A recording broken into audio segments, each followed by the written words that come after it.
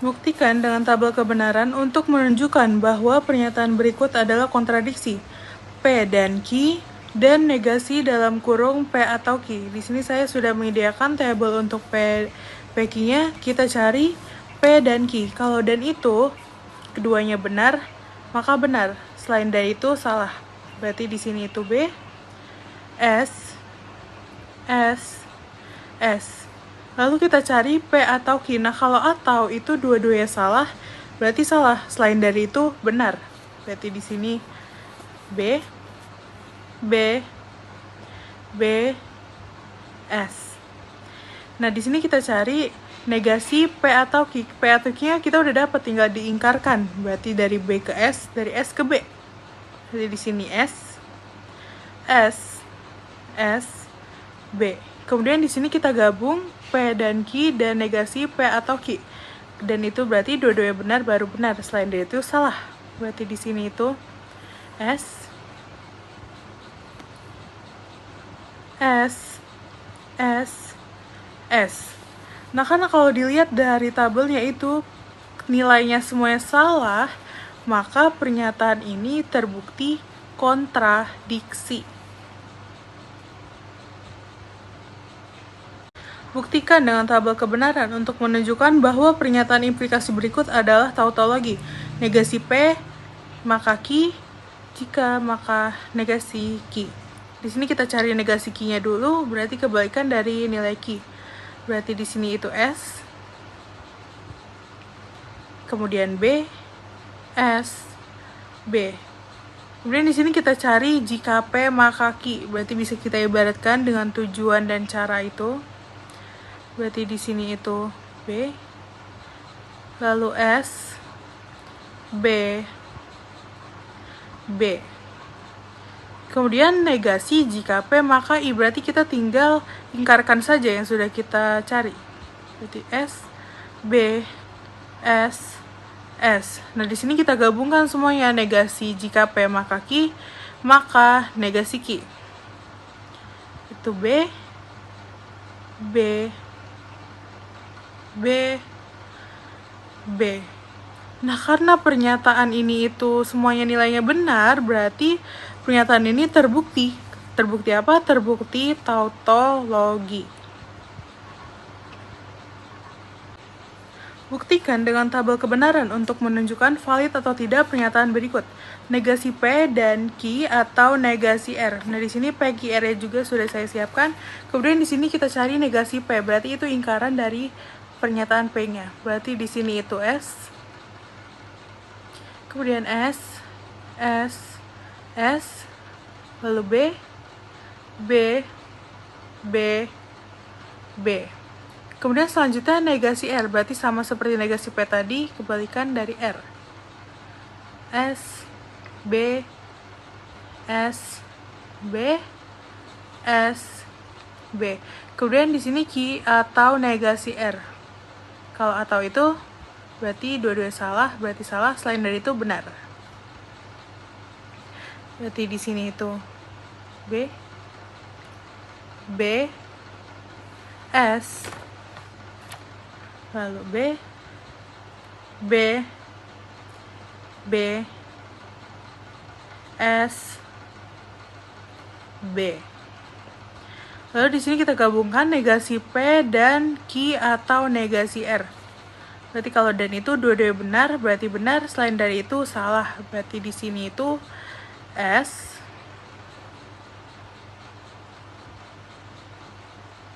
lalu S, S, S, B, B, S, B. Nah, karena kalau dilihat dari tabel itu nilainya tidak semua benar atau tidak semua salah, berarti pernyataan ini tidak valid.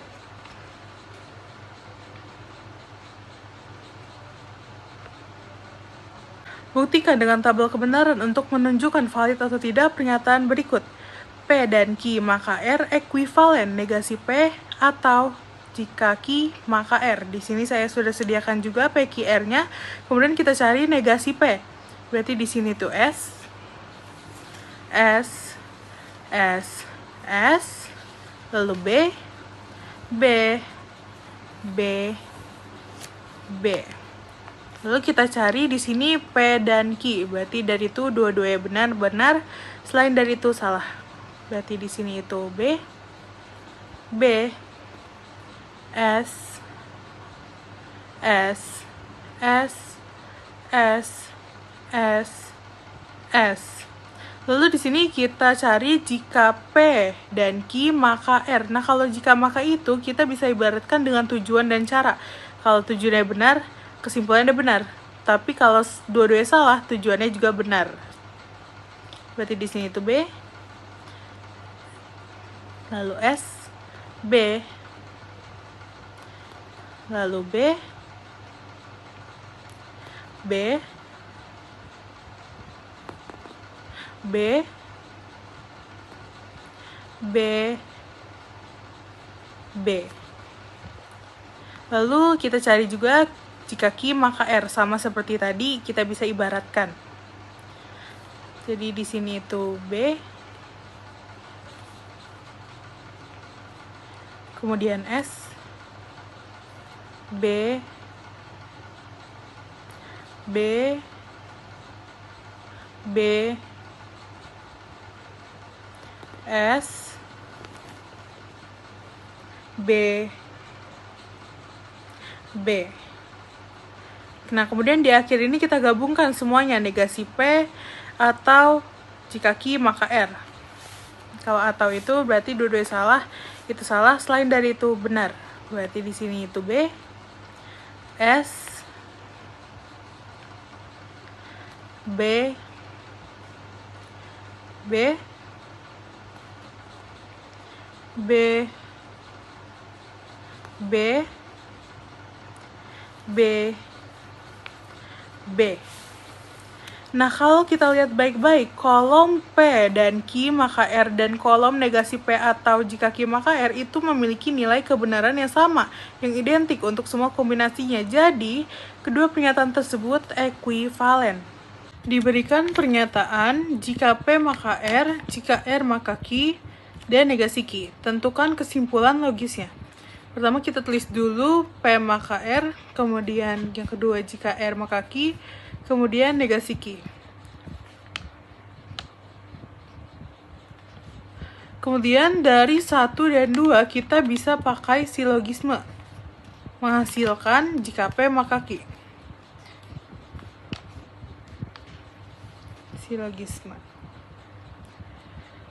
Kemudian dari 4 dan 3 kita bisa pakai modus tollens yang menghasilkan kesimpulan negasi P. Kita bisa pakai modus tollens.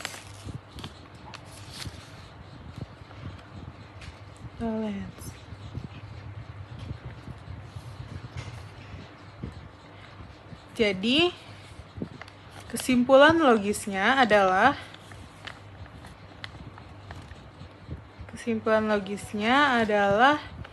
negasi P. Tentukan negasi dan kontraposisi dari pernyataan jika R, maka negasi P dan negasi Q. Pertama kita cari dulu negasinya. Nah, bentuk dari pernyataan negasi implikasi itu P maka Q menjadi P dan negasi Q. Maka, jika diterapkan ke dalam pernyataan yang sudah diberikan, jika R maka negasi P dan negasi Q, bentuk negasinya itu menjadi R dan negasi P dan negasi Q. Kemudian dengan double negatif kita bisa menghilangkan menjadi R dan P atau Q. Mengenakan hukum double negatif.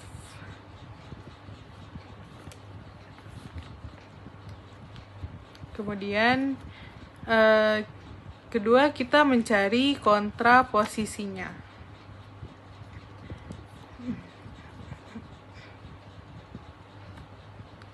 kontraposisi.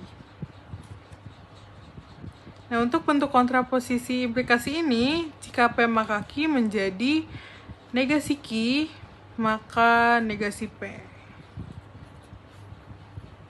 Maka jika diterapkan ke dalam pernyataan yang sudah diberikan, R maka negasi P dan negasi Q menjadi negasi P dan negasi Q, maka negasi R. Kemudian kita memakai hukum De Morgan, maka menjadi P atau Q, maka negasi R.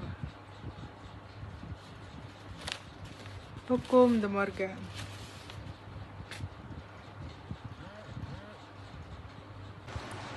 Tunjukkan bahwa dalam kurung negasi P dan Q atau negasi dalam kurung P atau Q ekuivalen dengan negasi P. Di sini kita tulis dulu yang mau kita tunjukkan. Berarti negasi P dan Q atau negasi P dan Q. Nah, di sini kalau kita lihat negasi dalam kurung P atau Q itu kalau pakai hukum De Morgan bisa diubah menjadi negasi P dan negasi Q. Nah, kalau ditulis jadi seperti ini. Negasi P dan Q atau negasi P dan negasi Q. Nah, pakai hukum De Morgan.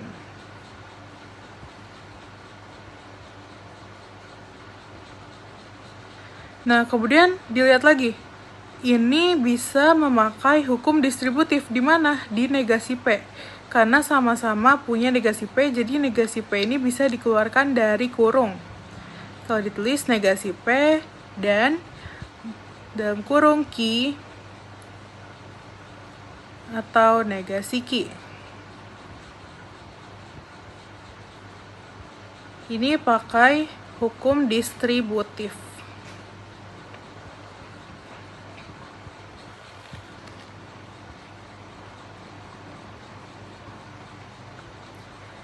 Kemudian, jika dilihat Q atau negasi Q, kalau memakai hukum negasi, pernyataan tersebut bisa bernilai benar. Jadi, kita bisa menuliskan negasi P dan B atau benar.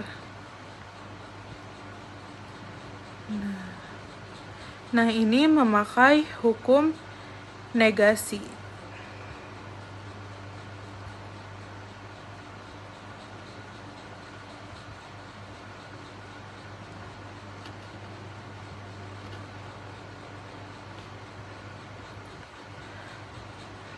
Kemudian, memakai hukum identitas suatu pernyataan jika konjungsi dengan benar, maka bisa dinyatakan pernyataan tersebutlah jawabannya.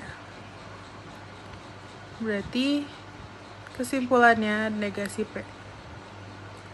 Memakai hukum identitas.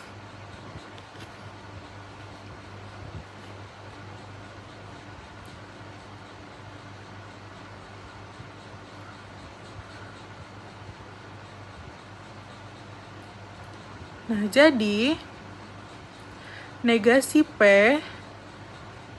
dan Q atau negasi dalam kurung P atau Q ekuivalen dengan negasi P. Terbukti. Tunjukkan bahwa P atau dalam kurung negasi P atau Q dan P atau negasi Q keduanya ekuivalen secara logika. Kita tulis dulu P atau negasi dalam kurung P atau Q. Kemudian memakai hukum De Morgan, kalau dilihat negasi dalam kurung P atau Q ini bisa kita ubah menjadi negasi P dan negasi Q. kita tulis P atau dalam kurung negasi P dan negasi Q. Memakai hukum De Morgan. Kemudian kita lihat di pakai hukum distributif, si P ini kita masukkan ke dalam kurung. Jadi P atau negasi P dan P atau negasi Q. Ini kita memakai distributif. Nah, kita lihat kembali untuk pernyataan P atau negasi P ini, jika memakai hukum negasi, ini bersifat benar, bersifat B. Maka bisa kita tulis itu B atau dan P atau negasi Q. Memakai hukum negasi. Kemudian dengan hukum identitas, suatu pernyataan konjungsi dengan benar, maka kesimpulannya pernyataan itu sendiri. Jadi kesimpulannya P atau negasi Q memakai hukum identitas.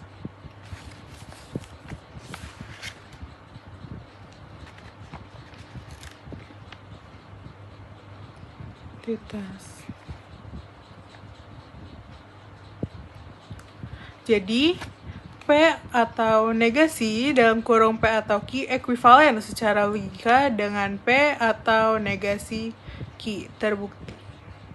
Tunjukkan apakah pernyataan berikut valid atau tidak. Setiap X anggota universal PX.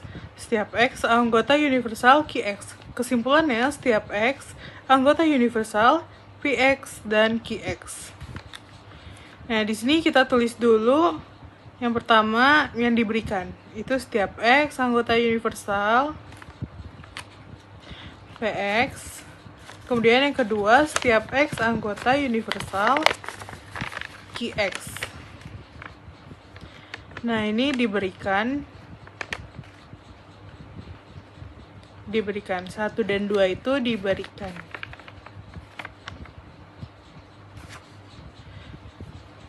Kemudian untuk yang ketiga, kita ambil sembarang A anggota universal. Sembarang A anggota universal, di mana ini adalah asumsi. Kemudian dari 1 dan 3 kita bisa memakai spesifikasi. Hasilnya itu PA. 1 dan 3 memakai spesifikasi. Kemudian dari 2 dan 3 kita pakai spesifikasi juga, bisa mendapatkan QA. Dari 2 dan 3 memakai spesifikasi.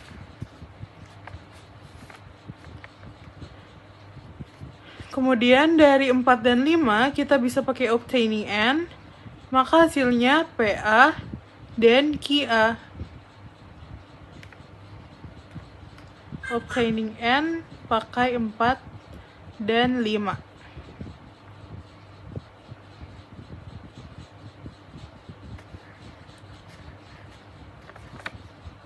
Kesimpulannya kita bisa pakai 3 dan 6 pakai generalisasi. Jadi kesimpulannya itu setiap X, setiap anggota universal PX dan QX. 3 dan 6 pakai generalisasi. Terbukti.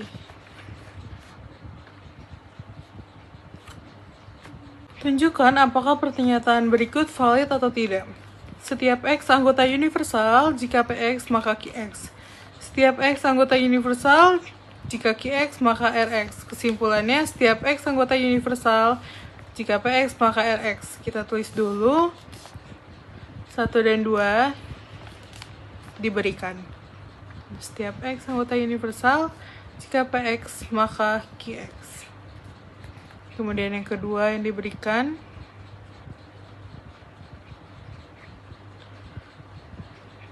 Kedua yang diberikan, setiap X anggota universal. Jika Qx, maka Rx. Ambil sembarang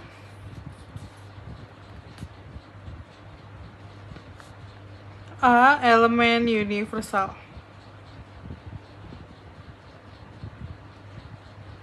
A elemen universal. Kita tulis dulu 1 dan 2 diberikan. Yang ketiga itu asumsi. Kemudian dari 1 dan 2 kita bisa menggunakan spesifikasi. Hasilnya itu jika PA maka QA. Itu dari 1 dan 2. Menggunakan spesifikasi. Kemudian dari 2 dan 3 bisa menggunakan spesifikasi, itu hasilnya QA. Jika QA maka RA. Itu dari pernyataan 2 dan 3 menggunakan spesifikasi.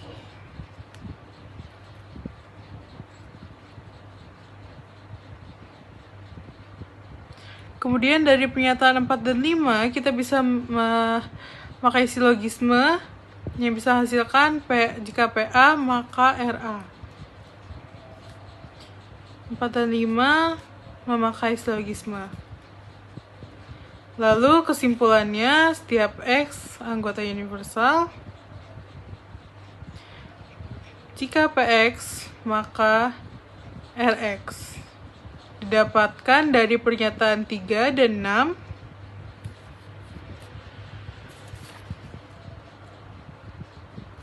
Memakai generalisasi.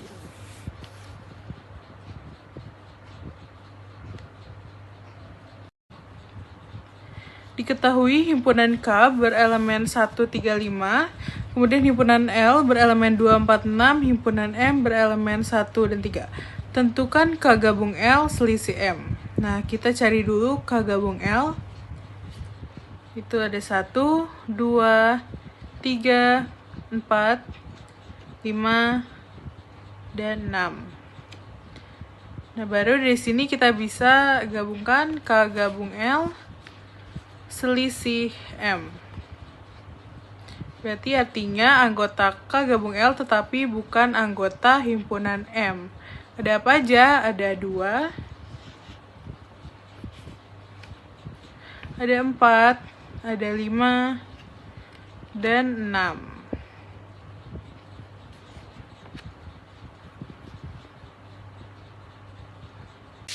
Diberikan himpunan-himpunan. Himpunan semesta itu dari huruf Q sampai Z. Kemudian A itu elemennya R, T, U, V. Himpunan B berelemen Q, S, U, W, Y. Himpunan C berelemen W, X, Y, Z. Tentukan A gabung C komplement irisan B komplement. Nah, kita cari dulu C komplement. C komplement itu ada anggota yang tidak terdapat pada himpunan C. Nah, apa saja? Ada Q, R, S, T, U, V. Kemudian kita cari A gabung C komplement. Ada Q, R, S, T, U, V. Kemudian kita cari B komplement. Ada R, T, X, V, dan Z. Kemudian baru kita gabungkan A gabung C komplement.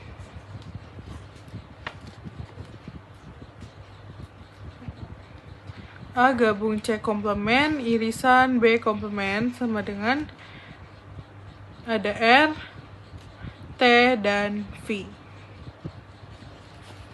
Dengan pembuktian langsung, jika X dan Y bilangan ganjil, maka XY bilangan ganjil. Nah, di sini kita tulis bukti. Kita misalkan, misal X dan Y adalah bilangan ganjil,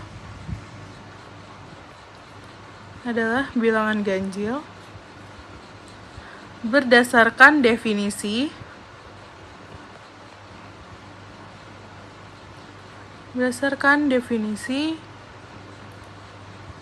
X sama dengan 2A ditambah 1, di mana A anggota bilangan bulat. Dan Y juga 2B ditambah 1, di mana B anggota bilangan bulat. Kemudian XY sama dengan 2A ditambah 1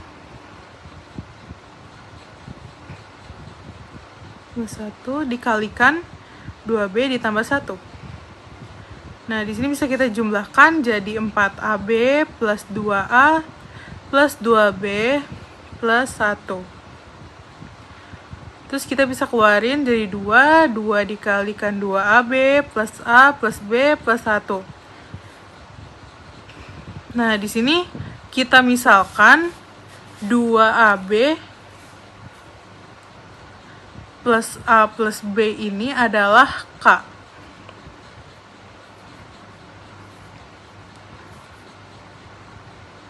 Nah, karena permisalan, jadi hasilnya 2K plus 1. 2K plus 1, di mana 2K plus 1 merupakan bentuk bilangan ganjil. Bentuk bilangan ganjil. Jadi, pernyataan X, Y bilangan ganjil benar. Buktikan A subset C irisan D jika dan hanya jika A subset C dan A subset D. Nah, di sini kita misalkan himpunan A, himpunan C, himpunan D merupakan himpunan-himpunan pada universal. Nah, karena pernyataan ini jika dan hanya jika, maka bisa kita buktikan dengan P jika dan hanya jika Q itu kan jika P maka Q dan jika Q maka P, maka pernyataan ini akan dibuktikan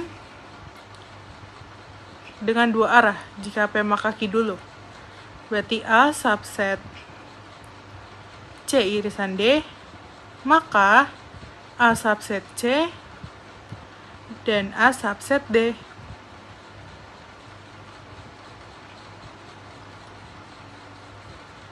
Kemudian dari arah Q, jika A subset C dan A subset D, maka A subset C irisan D. Kita buktikan dulu dari arah P. Asumsikan A subset C irisan D. Ambil sembarang X anggota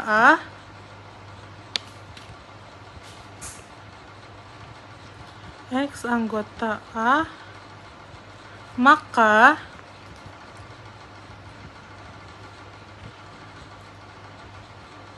dari asumsi maka X anggota C irisan D.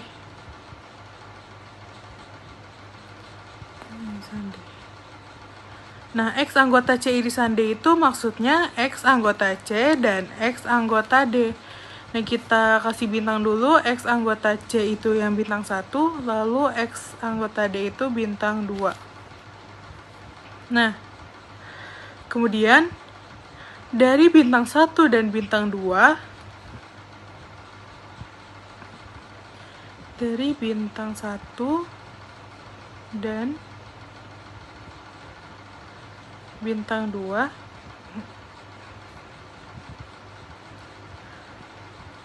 A subset C dan A subset D. Kemudian kita buktikan dengan arah dari Q. Kita asumsikan A subset C dan A subset D.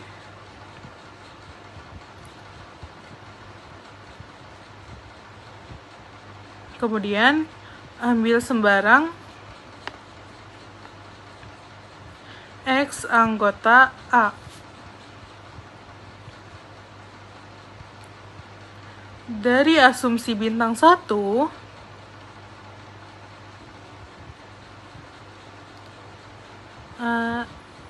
asumsi bintang 1 X anggota C.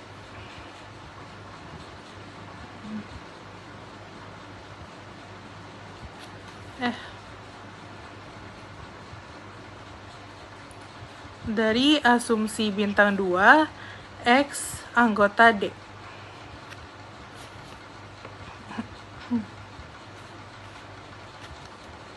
Artinya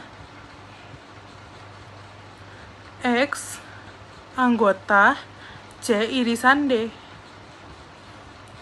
Maka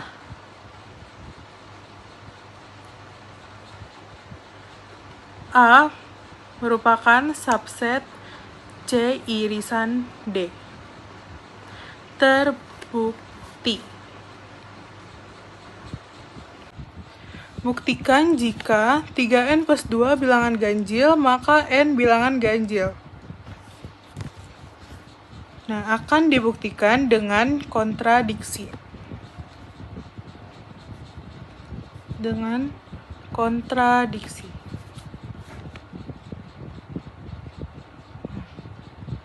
Kita tulis bukti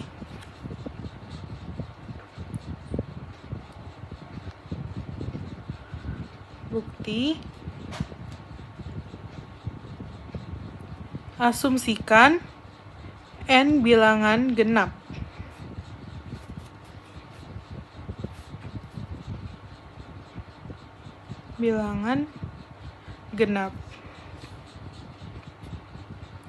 Maka N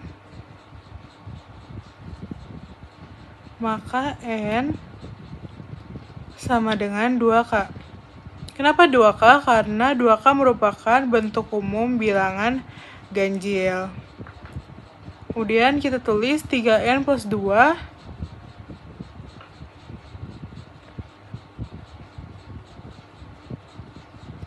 perhatikan bahwa 3N plus 2 sama dengan N-nya kita ubah jadi 2K. Jadi 3 dikalikan 2K plus 2. Kemudian kita jumlahkan 6K plus 2.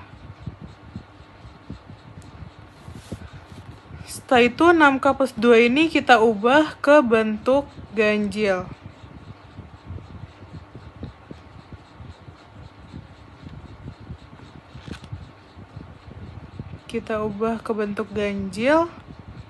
Jadi 2 dikalikan 3K plus 1.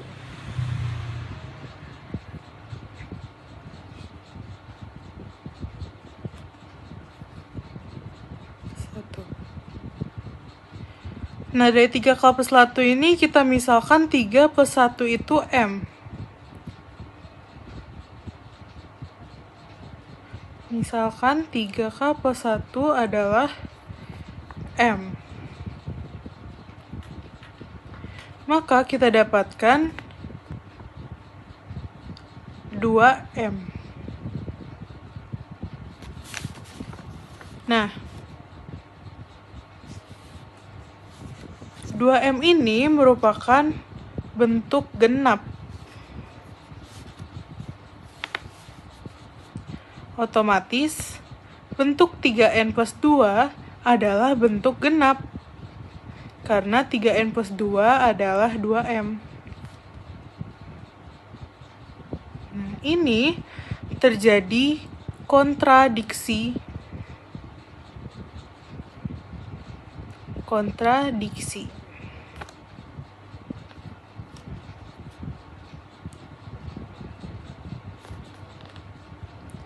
Maka pengandaian salah.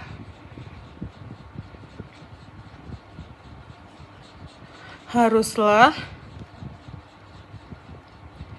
3N plus 2 bilangan ganjil.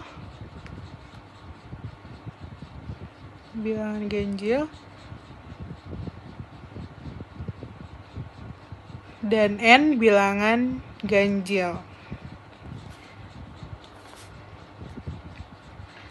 Terbukti.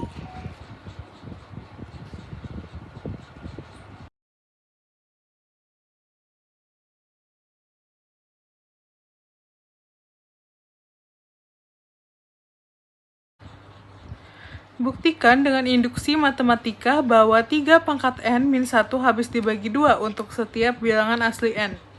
Yang pertama, langkah basis. Untuk N sama dengan 1, maka 3 pangkat 1 min 1 sama dengan 2. Jelas, 2 habis dibagi 2, sehingga P1 benar. Kemudian langkah induksi. Asumsikan untuk N sama dengan K, PK benar. Artinya berlaku 3 pangkat K min 1. Asumsikan habis dibagi 2 sehingga 3 pangkat K min 1 sama dengan 2A, di mana 2A adalah hasil bagi 3 pangkat K min 1 oleh 2. Kemudian yang B akan ditunjukkan PK plus 1 benar. Dengan kata lain, 3 pangkat K plus 1 min 1. Nah, kemudian 3 K plus 1 min 1, 3 pangkat K plus 1 min 1 sama dengan, bentuk lainnya itu ada 3 pangkat K dikali 3 pangkat 1 min 1. Itu pakai rumus yang A pangkat N plus B sama dengan AN dikali A pangkat B. Nah, kemudian dapat kita ubah dari pernyataan itu menjadi 3K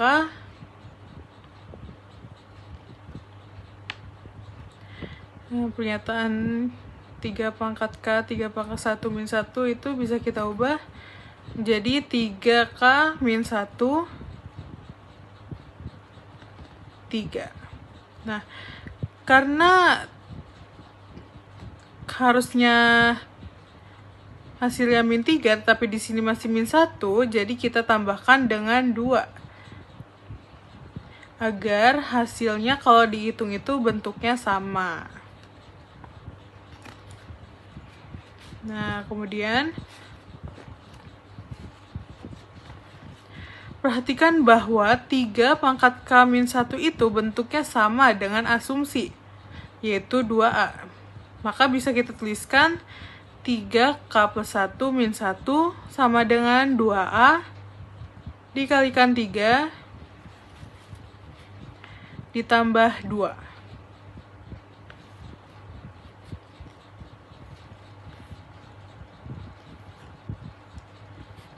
Nah, bisa kita asumsikan juga jadi 2, 3A plus 1.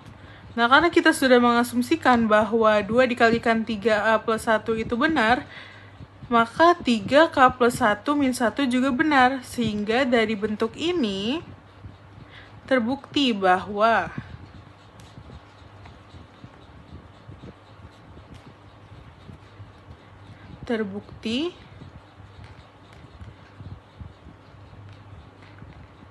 untuk PK plus 1, pernyataan tersebut benar. Jadi, 3 pangkat N min 1 habis dibagi 2. Terbukti.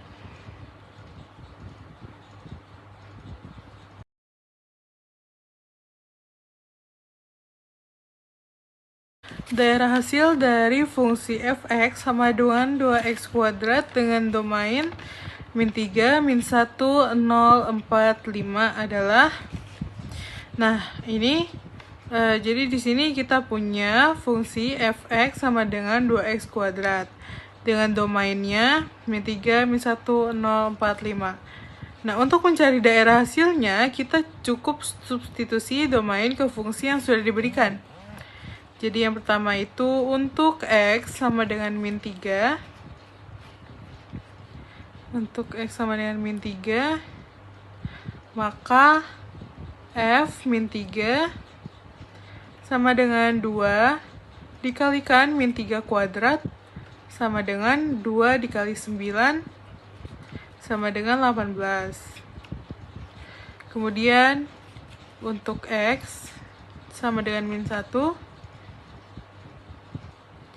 maka f min 1 sama dengan 2 dikalikan min 1 kuadrat sama dengan 2 dikali 1 sama dengan 2. Kemudian untuk x sama dengan 0,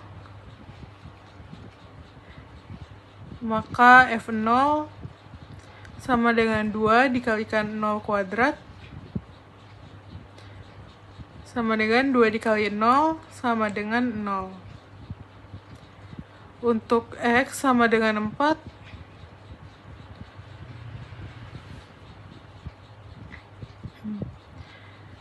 untuk x sama dengan 4, f4 sama dengan 2 dikalikan 4 kuadrat sama dengan 2 dikali 16, hasilnya 32. Lalu yang terakhir untuk x sama dengan 5, maka f5 sama dengan 2 dikalikan 5 kuadrat sama dengan 2 dikali 25, hasilnya 50. Nah, jadi daerah hasil 50. Jadi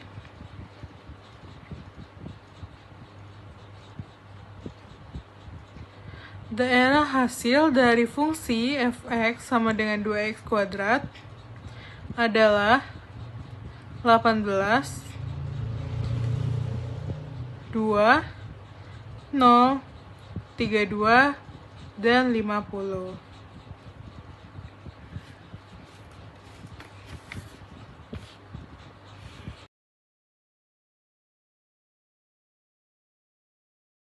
Diberikan dua himpunan X yang berelemen ABCD dan Y yang berelemen 1, 2, 3. Tentukan apakah relasi dari X ke Y bisa bersifat surjektif. Jika bisa, tuliskan pasangannya.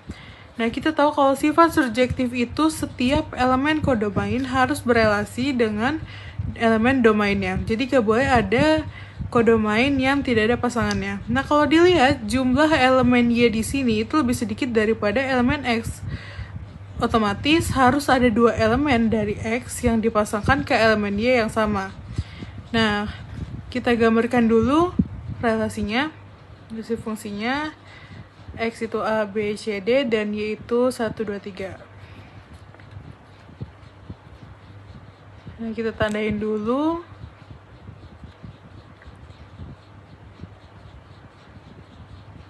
Nah, kemudian karena kita mau biar kedua himpunan X sama Y itu bersifat surjektif, jadi bisa didefinisikan setiap Y anggota Y ada beberapa X anggota X sedemikian sehingga Y sama dengan Fx. Nah, dari definisi ini bisa kita pasangkan A dengan 1, B dengan 2, C dengan 3, D bisa dengan 3 juga. Jadi kita dapati pasangan relasi fungsinya itu R sama dengan A1, B2, C3, D3. Diberikan dua himpunan jika himpunan A berelemen A, B, himpunan dengan elemen AC, dan himpunan kosong, dan B, A, himpunan dengan elemen A, D, E. Tentukan A selisih simetris B. Nah, pertama kita perlu tahu kalau A selisih simetris B itu sama dengan A gabung B selisih A irisan B. Jadi kita sekarang mau cari A gabung B-nya dulu. Nah, A gabung B itu ada A, B, kemudian himpunan dengan elemen A, C, himpunan kosong, himpunan dengan elemen A, D, dan E. Kemudian sekarang kita cari A irisan B. Itu ada A.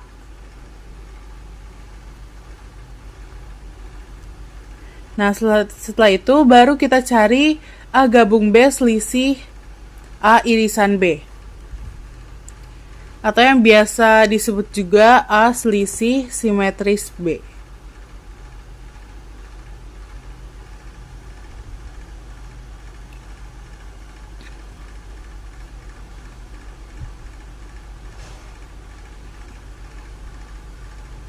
Nah, ada apa aja? Ada B.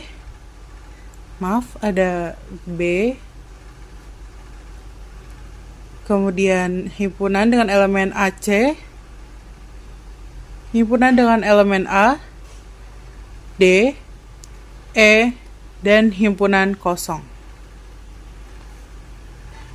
Soal yang sama diberikan dua himpunan jika A berelemen AB, elemen AC, himpunan kosong, dan B, A, himpunan dengan elemen A, D, E, tentukan A gabung dalam kurung B irisan A.